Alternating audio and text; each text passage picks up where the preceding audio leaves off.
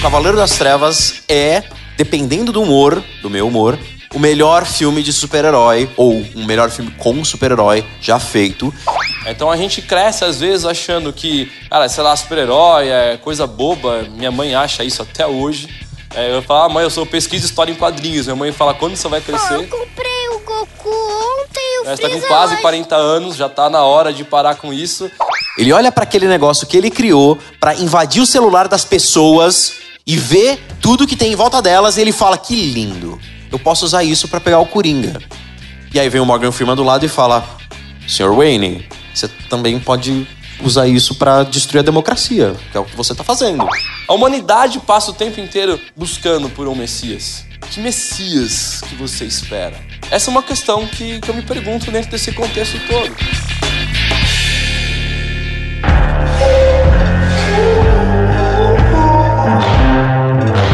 Estamos de volta! Mais uma vez de Novecast! Podcast Glocal! Isso mesmo. Você voltando de férias aí, então é isso mesmo? Pensa que é só você que vai pra Alemanha, meu amigo? Meu amigo. Agora eu fui pra Itália, mano. Agora, o legal é ver o Instagram durante a viagem. Agora, ninguém posta pagando os boletos quando volta, né? Meu, agora, mano, você tá falando disso, eu quase chorei hoje, mano. Eu sei. Tô vendo cada boletada que eu tomei aqui. Eu tô devendo a vida, mano. Que isso, eu vou chamar o Batman pra É, me cara, proteger, cara. o euro não tá de brincadeira, né? O euro não veio pra brincar, mano. É pior que o Coringa, mano. É pior, Ele ó. vem... O euro vem pra gente pedir por um Messias logo, né, bicho? O euro, eu vou dizer pra você, é uma piada mortal. Caraca, é só referência, mano. Se você que tá nos ouvindo não entendeu todas as referências que a gente deu, mano, você devia desligar esse podcast, cara.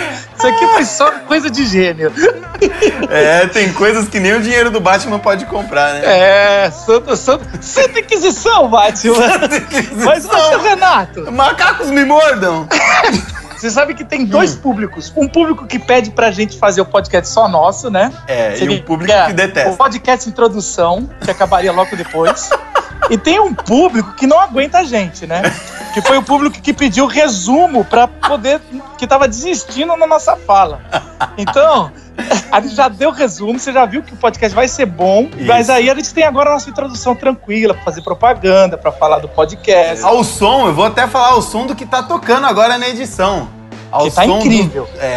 Mas claro, tá incrível. Ao som de Paris Monster, a banda de dois caras só. Cara, e é só com você que a gente pode falar qual que é a banda que tá tocando, você sabe, né? Claro, né? Porque eu sou o editor mais competente de podcast que você já viu, né? Ou mais enganador, né? É. Agora, Renato, por que a gente escolheu Batman, Cavaleiro das Trevas, pra esse podcast? Pois é, essa é uma gravação lá da Glocal do ano passado que a gente comemorou 10 anos do filme Batman Cavaleiro das Trevas.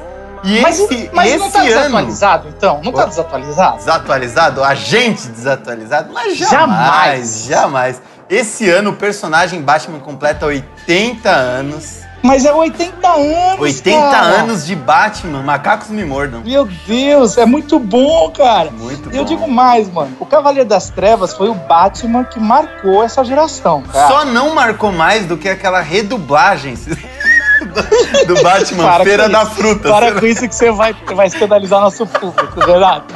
Que, aliás, fica a referência aí, viu? Se você acha o Cavaleiro das Trevas bom, é porque você não assistiu Feira da Fruta. Filha do quê? Feira da Fruta, pô. Ah, bom, cara. Deixa claro isso aí, senão o pessoal pensa que você tá falando palavrão aqui.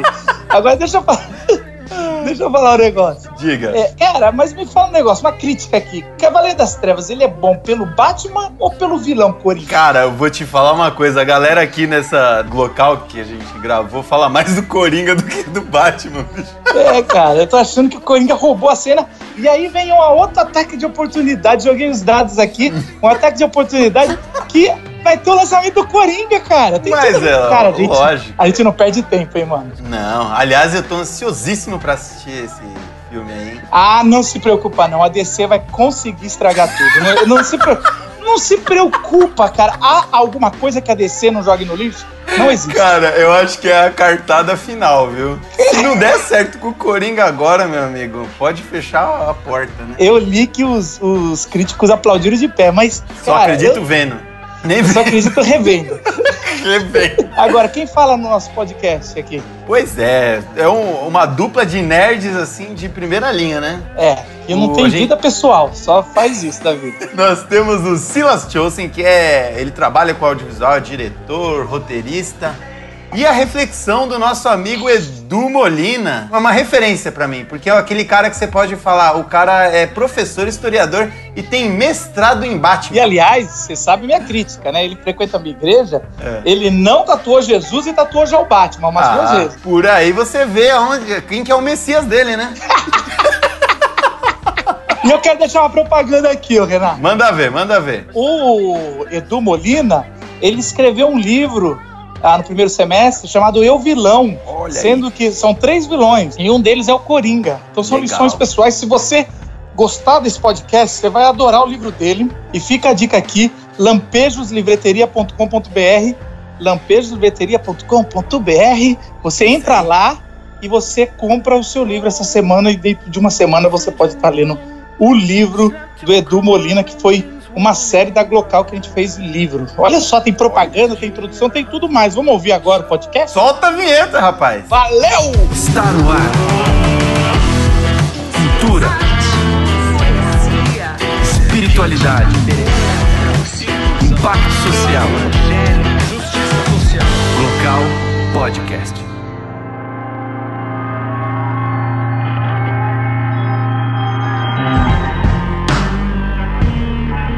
No século XVI, na Itália, existia um tipo de artista itinerante, um grupo de artistas itinerantes. Eles se chamavam de Commedia dell'arte. Eles faziam esquetes, faziam declamações de poemas, de teatro, saindo de trás de uma carroça, e assim eles andavam pela Itália toda. E eles tinham um pedaço do show chamado pantomima, que era feito em silêncio para eles não precisarem falar todos os dialetos da Itália, que na época nem era Itália. A pessoa que fazia a pantomima era alguém chamado Arlequim. E a pantomima fez sucesso, evoluiu e se tornou um show em si mesmo. E quando ela passou a ficar mais notável, eles criaram um outro personagem que simbolizava o povão. Era um personagem que ele servia para refletir o povo e fazer o povo dar risada de si mesmo. Esse personagem era um palhaço. Batman. O Batman é um personagem muito famoso, muito importante para as histórias em quadrinhos, para o mundo dos super-heróis. E ele é um personagem meio complicado. Ele representa uma fantasia de poder, como qualquer outro super-herói, ele representa uma fantasia de poder, mas, como disse a moça ali, ele não tem nenhum superpoder, o poder dele é querer, ou seja, dinheiro. Ele representa da gente o nosso ideal de poder e dinheiro, e também de ter carros muito legais, e ser bonitão, um super gênio, e de ter também um senso de justiça próprio, totalmente pessoal. Ele tem uma sede, ele representa a nossa sede de vingança pela impunidade que a gente vê todo dia. Porém, ele fala ao nosso senso de justiça mais animal possível, porque ele quer consertar o mundo desde que seja do jeito dele. E isso tem um pouquinho da gente também, nesse tipo de coisa. Vários autores usaram o Batman para falar de política, para falar de filosofia, para falar de várias outras coisas, mas no cinema, normalmente, eles focavam o lado gótico, o lado sombrio, o lado carnavalesco, dependendo do filme que você tá vendo. Até que a gente passou pelo Tim Burton, passou antes pelos anos 60, que precisava. Passou pelo Tim Burton, passou pelo Joel Schumacher, que botou os mamilos no Batman. E a gente chegou no Christopher Nolan. E o Christopher Nolan, ele falou assim, não, eu vou fazer um Batman pé no chão. E como eu faço isso? Eu tenho que consertar o conceito do Batman. Porque o Batman, como uma ferramenta de luta contra o crime, é meio ruim pra caramba. Ah, tudo bem, ele tem um super carro, ele bate em criminosos, etc. Mas assim, se ele realmente quisesse consertar a sociedade, eliminar o crime, ele é um trilionário. Ele podia investir em educação, investir na sociedade. Tudo bem, tem um problema da gente aplicar certos enquadramentos realistas em histórias fantásticas. Porém, no Christopher Nolan, o Batman não ia conseguir fazer isso, porque a Gotham City do Batman é tipo um proto-Brasil. É tão corrupto que você não pode nem confiar na sua mãe. Então, o Batman vai virar um ninja urbano e vai esmurrar meliantes, e é assim que ele vai consertar um de cada vez dos bandidos? Um de cada vez dos milhões de bandidos? Não. O Batman vai criar uma bandeira. O Batman vai criar uma maneira de inspirar todo o povo e fazer com que todo esse povo se transforme e queira se transformar. E assim transformar a sociedade. Ele vai criar uma história de terror para os criminosos e uma história de salvação para os inocentes. E tudo bem que o Batman traça uma linha grossa e funda entre o que é bandido e inocente. Bandido bom e bandido morto. Mas a gente não pode esperar muito do Batman. O Batman Begins termina com ele atingindo esse objetivo. Ele começou a quebrar toda a corrupção de Gotham City, ele começou a inspirar um monte de pessoas, começou a fazer mudança.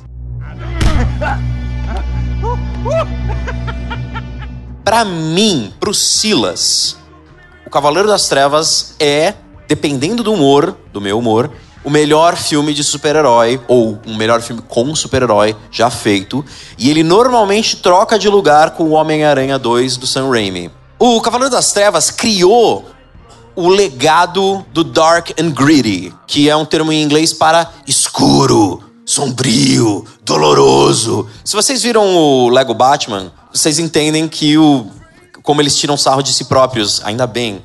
Porque esse Dark and Gritty infestou a maioria dos filmes de super-herói, a maioria dos filmes pop. Porque a partir de agora, você tem que dar seriedade pros filmes pop, seriedade pros filmes de super-herói. Você não pode mais fazer uma aventura, não. Tem que falar de política, sociedade, etc, etc, etc. E tem um lado que é meio complicado da gente pegar universos feitos para crianças e adolescentes e tentar puxar isso pro mundo adulto. E tem vezes que isso dá muito certo. A gente vê filmes da Marvel, por exemplo, e a Marvel faz filmes de super-herói, criou um negócio disso e faz muito bem, entretém todo mundo, mas a gente vê a Marvel sendo sério e sisudo. Às vezes não dá muito certo, e outras vezes eles pegam isso e jogam pela janela, como Guardiões da Galáxia, por exemplo. E outras vezes eles fazem filmes como Pantera Negra, que talvez seja o filme mais importante de super-heróis já feito, porque ele consegue discutir coisas que quase nenhum outro tipo de filme conseguiria. O Batman, a gente costuma brincar, a gente não, porque o Edu gosta do Batman, eu costumo brincar, que o Batman é um fascista fetichista. Ele se veste de couro preto pra dar soco em bandido, e eu acho que ele gosta disso. Imagina se eu vou gostar de uma pessoa que não gosta de mim, eu quero que ela faleça. E além disso, tem aquele negócio do eu estou certo. Batman, você está certo? Sim, estou. Mas e quando você está errado? Eu ainda estou certo. Tem um momento no filme em que ele faz um elogio. Ele olha pro negócio e fala, nossa, olha só que lindo aquilo. E ele tá falando daquele sistema de destruição de privacidade. Vocês lembram, no final do filme? Ele olha para aquele negócio que ele criou para invadir o celular das pessoas e ver tudo que tem em volta delas e ele fala, que lindo. Eu posso usar isso para pegar o Coringa. E aí vem o Morgan Freeman do lado e fala, Sr. Wayne, você também pode usar isso para destruir a democracia, que é o que você tá fazendo. Ou seja, o Batman, antes da era do Snowden, ele começa uma discussão sobre poder na mão de poderosos que podem quebrar a privacidade em nome da guerra contra o terrorismo. Só que o Batman não faz disso uma discussão. O Batman faz disso um eu estou certo, você está errado, prendi o Coringa. Quem tá certo agora? O que é meio problemático, falando politicamente. E eu vi recentemente o filme e falei, nossa, eu não lembrava que era tão tenso assim. Mais tenso ainda o filme dizer que o Batman está certo.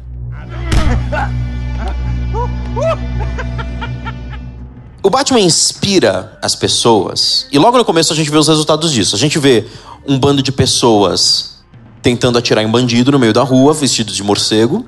Isso não dá certo. Não se vistam de mamíferos voadores e saiam por aí caçando assaltante. Além desses pseudo-meliantes também, você tem o Harvey Dent, que é aquele cara bonitão, que foi progressivamente ficando menos bonitão até o final do filme.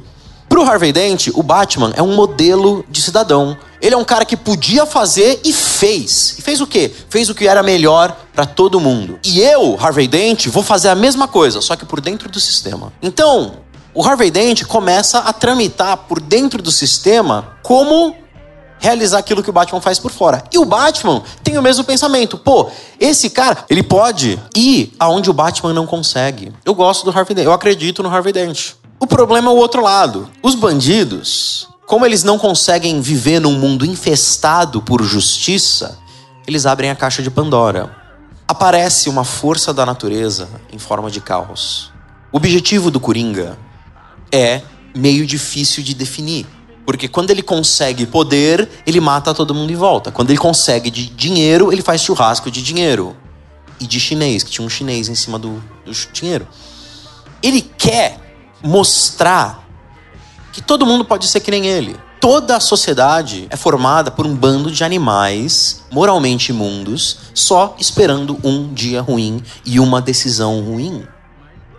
Ele quer mostrar que a justiça é uma linha imaginária, que é um processo de fé. Ele é um palhaço que quer mostrar pro povo que o povo devia rir de si mesmo. O Heath Ledger é assombroso nesse filme. E ele representa um anticonceito. A gente tem o Batman, e o Batman é um messias autoritário. Ele é um messias por fora da curva. A gente tem o Harvey Dent, e o Harvey Dent é o messias da família cristã brasileira das senhoras católicas. E o Coringa é o anti-messias. E é nesse embate político e filosófico entre essas visões que a gente vê aflorar um dos temas mais comuns, uma das vertentes temáticas mais comuns nos filmes do Christopher Nolan, que é o humanismo. O Nolan, ele normalmente apresenta ideais muito humanistas dentro do filme dele. No Interestelar, para não dar spoilers para quem não viu, a humanidade salva a humanidade. E vocês lembram da cena das barcas do Cavaleiro das Trevas? Nessa cena, o Coringa falha. O plano do Coringa dá errado. Por quê? Porque o Batman vence. O espírito de Gotham City vence. E talvez isso seja uma mensagem meio incompleta e talvez uma mensagem até meio contraditória. Porque o filme está colocando como sendo a origem dos problemas, a vilania, o buraco infernal que saiu o Coringa, como sendo o Coringa. Como sendo esse maníaco, esse terrorista. Ao invés de falar assim, pô, mas a origem dos problemas é a própria sociedade corrupta de Gotham City. Foi ela que criou o Coringa. E apontar para o Coringa e dizer ele é o nosso problema, e sendo que o Coringa é uma destilação dos medos americanos no pós-11 de setembro, onde a morte e a destruição podem vir de qualquer lugar, e ao mesmo tempo que aponta que a solução somos nós como sociedade, isso talvez seja meio incompleto. Como eu disse, a origem do Coringa é a corrupção endêmica de Gotham City. E olhar para isso até como um comentário sobre o 11 de setembro é meio complicado. Dizer que a origem disso tudo é alienígena, não sei de onde veio. O que eu quero dizer é o seguinte, se a cena das barcas fosse no mundo real, ia acabar do mesmo jeito? Ou o povo ia estar se amontoando em cima do botão para apertar primeiro? Talvez isso seja meio pessimista demais. Pro Coringa, só existe justiça no caos. Ele é ultra nihilista. Com essa visão, ele corrompe o Messias Harvey Dent. Porque o Harvey Dent precisou acreditar no sistema, o Harvey Dent precisou acreditar que as pessoas podiam ser boas, e o sistema assassinou a esposa dele. Assassinou metade dele. E no meio do filme, o Coringa manda, mata aquele ali. E a galera vai atirar no cara. Mata aquele ali agora. A galera, o povão, sai e vai matar o cara. O próprio Coringa fala pro Harvey Dent, as pessoas só são tão boas quanto o mundo permite que elas sejam. Ou seja, mesmo com esse namoro com o humanismo, esse filme tá mostrando pra gente que meio que o Coringa tá certo. Porque ele quebra tanto o homem Harvey Dent quanto o mito Batman. O final do filme, o Batman precisa destruir o próprio símbolo que ele construiu com tanto sacrifício pra impedir o plano do Coringa dar certo. Ele cria uma mentira, destrói o símbolo, destrói o Harvey Dent já foi. O que esse filme tá falando pra gente? Talvez a mensagem desse filme seja que quando a gente tenta escolher um Messias de carne e osso, quando a gente tenta concentrar a nossa esperança social, política, econômica numa super pessoa e dizer, aquele é o cara, a gente esquece que aquela pessoa é só uma pessoa. E talvez esse tenha sido o plano do Coringa. Dizer que o Harvey Dent é uma pessoa, que o Batman é uma pessoa. Às vezes a gente precisa desse caos, espero que não um caos tão psicopata e assassino, para mostrar pra gente, lembrar a gente que nós somos finitos. Não só o nosso corpo é finito, mas a nossa moralidade é finita. O Coringa realiza com as ações dele uma verdade que nem sempre precisa ser verdade, mas normalmente é, e é muito difícil.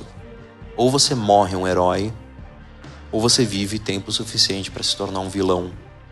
Se nem o Batman, que é o herói do filme, se aguenta com controle, ele precisa quebrar mais do que alguns ossos, ele precisa quebrar algumas leis éticas. Ele precisa perverter o que a gente entende por democracia para vencer. Eu vou querer um Messias dessa forma, eu vou querer um Salvador dessa forma, eu vou querer uma resposta dessa forma. Isso é loucura. Vocês sabem qual a coisa da loucura, né? Ela é que nem a gravidade. Ela só precisa de um empurrão.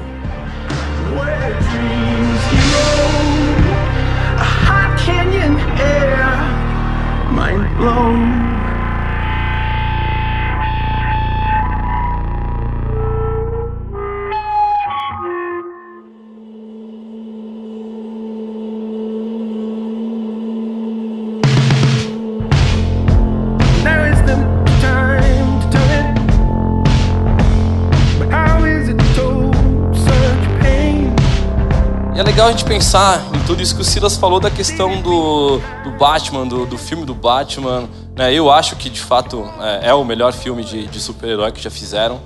Né? Eu acho que Christopher Nolan, talvez, ele foi o único cara que conseguiu entender um pouco, né, de quem é o Batman para construir esse Batman no cinema. Não vale nem a pena lembrar dos anteriores, porque, cara, um Batman com mamilo não dá para respeitar. Eu venho concordar com o Silas. Né, e um Batman do Ben Affleck muito menos, né? Então seria um favor se ele largasse o papel, se a DC fechasse a parte de cinema dela também, né, eu iria agradecer muito isso, porque os caras não conseguem acertar, né, o tom do Batman.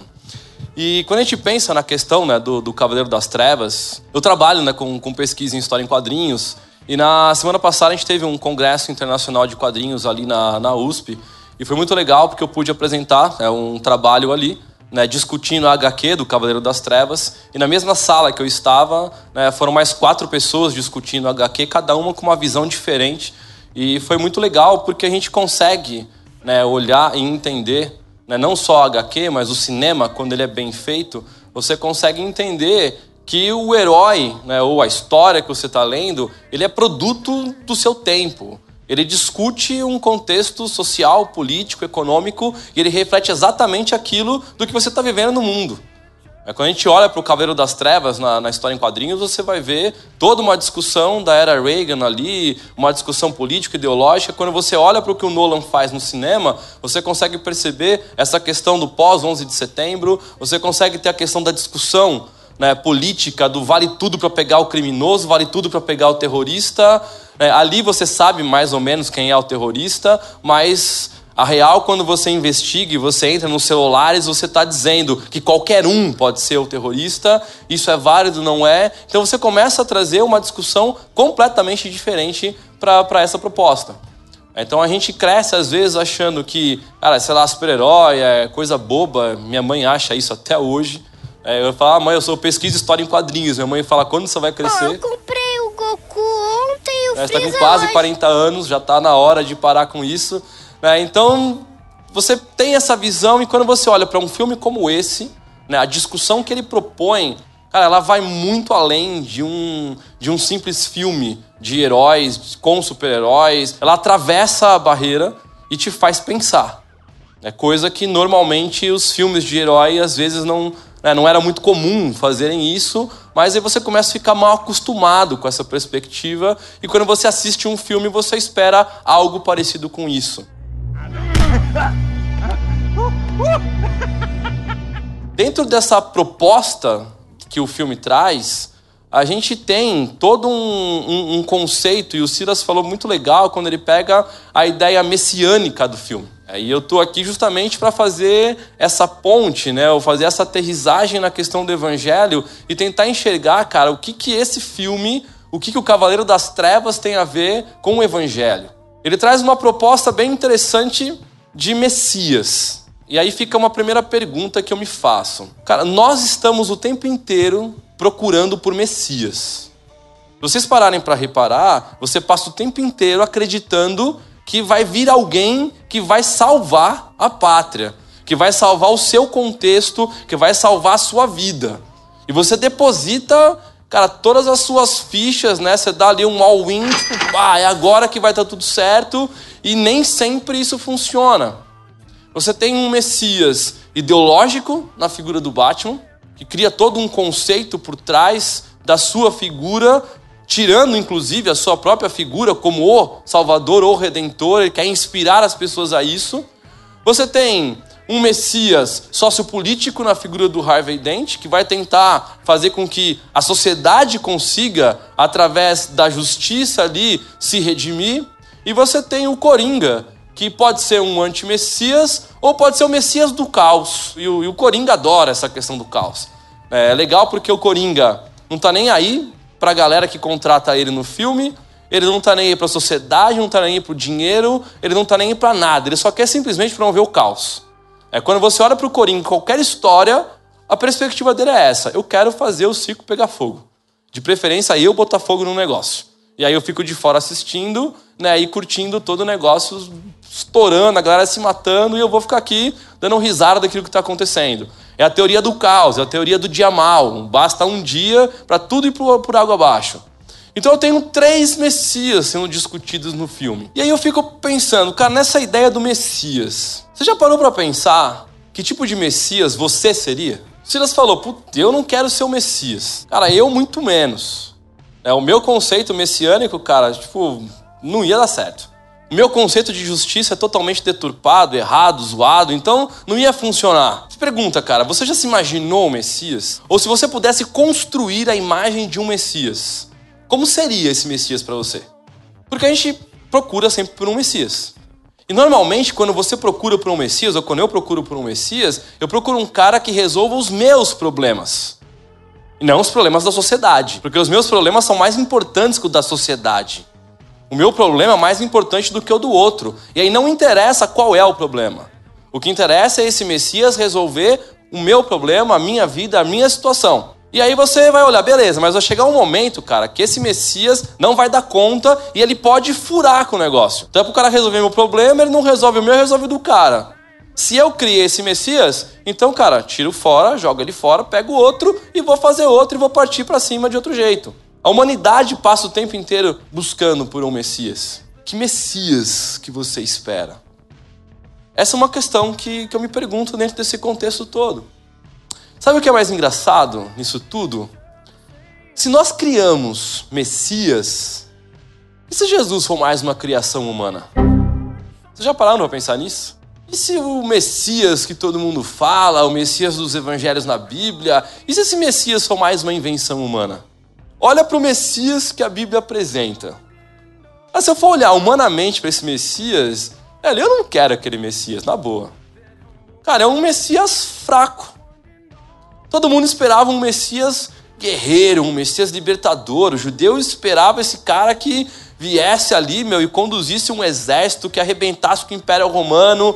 E não faz isso. Ele é um Messias fraco. Ele é um Messias, cara, que ao invés de andar com os poderosos, ele anda com a ralé da humanidade. Ele é um Messias que, pior ainda, ele tem compaixão pelas pessoas. Cara, ele olha pras pessoas e ele tem compaixão. Tipo, ele é um cara que não tá ligando pro poder que ele tem, porque ele tem poder. Já começa a pensar assim, é um Messias que ele é humilhado porque ele é Deus e vira homem. Então, cara, já era Deus, virou homem. Se você é Deus, você é uma divindade, você é uma coisa sobrenatural e você escolhe virar homem, tipo assim, cara, você é muito masoquista, velho. Tipo assim, você vai querer sofrer aqui. Você vai abrir mão do seu poder, da sua glória pelo homem, cara. Que zoado isso, que Messias fajuto. E aí ele tem poder pra arrebentar com todo mundo e ele não faz isso. Cara, se você tivesse um poder divino na mão, você ia ajudar os caras? Mano, eu ia me ajudar. E talvez eu ia ajudar as pessoas que estivessem comigo. Porque eu podia ser um Messias legal para as pessoas que caminhassem comigo. E esse Messias ajuda as pessoas. E esse Messias vai andar por lugares que ninguém quer andar. Esse Messias, ele vai conviver com pessoas que ninguém quer conviver. Cara, esse Messias é traído. Ele sabe que vai ser traído e ele deixa o cara trair. Que Messias vacilão. Meu, se eu tô andando com um cara e eu sei que esse cara vai amar pra cima de mim, cara, eu paro de andar com esse cara, eu dou um jeito de tirar ele fora de circulação. Tipo, eu mando embora da minha empresa, eu dou um jeito, mas eu não quero esse cara perto de mim. E esse Messias deixa o cara perto dele até o fim. E aí o cara trai. E aí você fala, não, agora esse cara vai sair batendo em geral. E aí esse Messias simplesmente se entrega. Um outro discípulo vai pra cima, arranca a orelha do cara. E aí você fala, não, agora o Messias vai e ele dá uma bronca no cara. E ainda pega a orelha do soldado e bota no lugar. O cara tá prendendo ele e ele vai ajudar o cara. Aí esse Messias, ele já tinha conversado com o pai dele lá no Getsemane. Quando esse cara vai lá pra cruz, pô, outra humilhação, vai morrer na cruz. Só morre na cruz a escória. Só morre na cruz os piores. E aí esse cara vai pra cruz. Ele apanha, a galera cospe nele, o cara humilha, tira sarro, brinca, zoa com ele o tempo inteiro. E aí esse cara tá lá na cruz, e aí de repente ele olha pra cima e vai conversar com o pai dele não responde. Mas nem o pai dele quer conversar com ele. E aí esse cara morre. Ah, cara, é muito mais fácil gostar do Odin. É mais fácil gostar de Zeus. Cara, é mais fácil achar legal aquele Deus daquelas tirinhas num sábado qualquer, vocês já viram? Aquele Deus é legal, aquele Deus é engraçado, aquele Deus é legal, cara. É mais fácil curtir um cara daquele do que aquele Jesus que morreu, velho. E aí vem a grande sacada, que é a grande sacada do Evangelho. O Messias que é retratado no Evangelho, ele foge do padrão de Messias que a gente espera.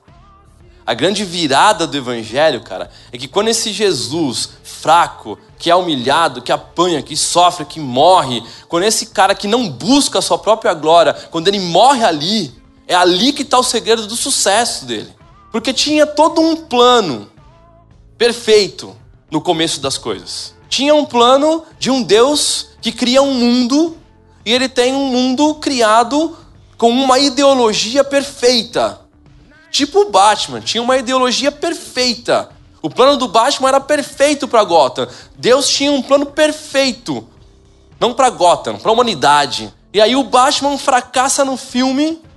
O Deus que coloca o homem ali, já sabe que o homem vai zoar com o negócio inteiro, mas ele coloca o homem ali e aquele homem se corrompe. O Harvey Dent é a figura humana da justiça sociopolítica, é o cara que quer fazer as coisas certas e ele se corrompe, igual a humanidade se corrompe.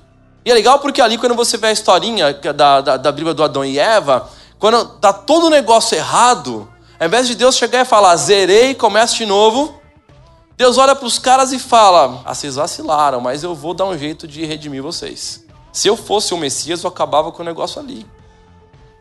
E aí Deus vai lá e chega para os caras e vai conversar com os caras. E aí tem uma coisa muito humana naquela conversa. Deus chega lá pro Adão. E aí, cara, o que aconteceu? Primeira coisa que o Adão faz foi a mulher, cara. Tipo assim, a culpa é sua, porque você que criou a mulher. Não sei de nada. Aí Deus chega lá pra Eva. Olha pra Eva, e aí? Aí eu fico imaginando assim, tipo, aquela olhada de canto de ouro da Eva pro Adão. Tipo assim, cara, deixa chegar em casa, velho. E aí a Eva, tá, Senhor, então. Mas ó, a culpa é da serpente. Que o Senhor criou. O Senhor criou todas as coisas, ó. Aí Deus chega na serpente. Aí fica imaginando, tipo assim, a serpente olha para um lado, olha para o outro, não tem mais ninguém, a culpa é minha. Tipo, sobrou para mim, já era. E aí aquele Deus que podia acabar com tudo, ele resolve, por um momento, deixa aquele suspense, aquele caos. Tipo o Coringa quando aparece no filme. Você espera qualquer coisa, mas você não tem a menor ideia do que ele vai fazer. E é um personagem marcante, tenebroso, que te assusta, que te dá um mal-estar, às vezes, em alguma cena. Eu acho que Deus deixa aquele caos momentâneo, o que vai acontecer agora? E aí Deus imediatamente fala, eu vou resolver o problema de vocês. Vou mandar um cara que vai redimir toda essa bagunça que vocês estão fazendo aqui. E aí Deus vai passar a Bíblia inteira, cara. Se você ler a Bíblia inteira, você vai olhar que a Bíblia inteira, o homem zoa com o negócio e Deus vai atrás para se relacionar com o homem. E aí o homem vai zoar tudo de novo e Deus insiste no relacionamento com o homem. Esse negócio é cíclico. O homem zoa, Deus vai lá e tenta dar um jeito. E o homem zoa de novo e Deus vai lá. E Deus, até que chega Jesus. O Messias que não buscou a sua glória. O Messias que teoricamente é um cara fraco, um cara zoado, que morre. E na morte dele, eu encontro a glória. Na morte dele é manifestado a glória. E a glória dele não é para os nossos dias. Se você esperar um Messias resplandecente, cheio de glória, cara, você só vai ver esse Messias no último dia. A glória dele foi precisa para redimir a humanidade, cara. Aquele momento, talvez, ali em que ele conversa com o pai, e o pai não fala nada, é porque o pai olha para ele e fala, precisa passar por isso. Cara, precisa passar por isso. Já falei aqui numa outra vez. Cara, eu tenho 2 filhas, mas jamais que uma filha minha ia sofrer por alguém. Mas jamais que eu ia deixar minha filha morrer por qualquer pessoa, quanto mais pela humanidade. E aquele Messias, cara, morre para resgatar um plano perfeito. A fraqueza dele, na verdade, é toda a virada. É o plot twist do negócio. É quando você vira o jogo e você fala, tem jeito. O cristianismo não é lógico. Jesus não é lógico. Se você tentar entender Jesus de maneira racional, esquece, porque você nunca vai conseguir. Porque ele não é feito para ser entendido de uma forma completamente racional. Jesus não tem lógica. E é por não ter lógica que ele escolheu amar você. É por não ter lógica que ele escolheu amar um cara como eu. É por não ter lógica que ele escolheu aquela cruz para redimir toda uma humanidade. O Batman foi espertão, passou a perna em todo mundo, né? Infiltrou no celular da galera, resolveu o problema. Tipo assim, justifiquei o que eu fiz. É quase uma discussão maquiavélica do Batman. Ele resolveu o problema? Resolveu, tá, beleza então. Quando o plano perfeito de Deus é resgatado naquela morte de cruz, quando aquele Deus que virou homem, e só um Deus, 100% Deus e 100% homem poderia resgatar a humanidade, só quando acontece aquilo é que de fato todo negócio se desvenda. E ali é pura e simplesmente a graça de Deus. Porque você não fez nada para merecer aquilo. Eu muito menos. Foi uma escolha de Deus em redimir a humanidade através do Filho dele, que escolheu aceitar aquele propósito para que eu e você estivéssemos aqui hoje discutindo a figura dele. Não como um Messias humano, mas como um Messias divino e que por ser divino te ama pra caramba. Que por ser divino escolheu ter um relacionamento com você. Tem horas que nem eu quero ter um relacionamento comigo. Mas, cara, Jesus quer conviver comigo. Ele quer conviver com você. Por uma questão de graça. Cara, a graça é algo que você não merece e que Deus te deu. Mas eu gosto de pensar na graça de uma outra forma. Eu gosto de pensar na graça como algo que não vai mudar em nada o que Deus sente por você. Não tem nada que você faça que vai fazer Deus te amar menos. Não tem nada que você faça que vai fazer Deus te amar mais.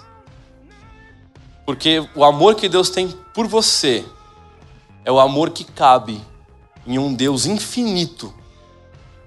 E por ser infinito, é um amor que não se mede. É um amor que não tem proporções. É um amor que você não entende.